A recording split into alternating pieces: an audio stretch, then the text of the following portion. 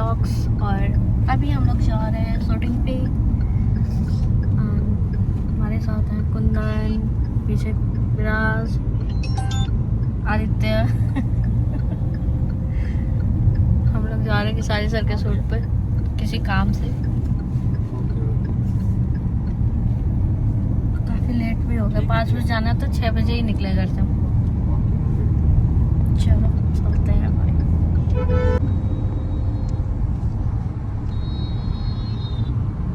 कैसा लगा सर खाना? आज रानी ने बना के लाया मेरे को। क्या दाल, बोलते हैं? दाल में आलू भर के जो हम लोग खाते हैं गांव में, हमारा फेवरेट है लिट्टी, वही आलू वाला लिट्टी। अच्छा लगा आपको? धनिया की चटनी, घर का खाना है। हम लोग दिल्ली आते हैं तो रानी हम लोग को हमेशा खाना बना के भेजती हैं।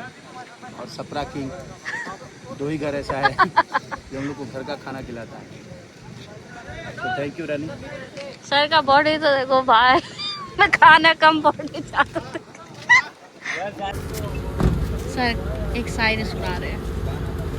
पहले जो मैं था अब वही नहीं लगता, पहले जो मैं था अब वही नहीं लगता, इतना सही हूँ कि सही नहीं लगता। आहा, किसके लिए है सर? खुद के लिए। अब कोई जीवन में रहा नहीं जिसके लिए मैं शहर बोल सकता हूँ।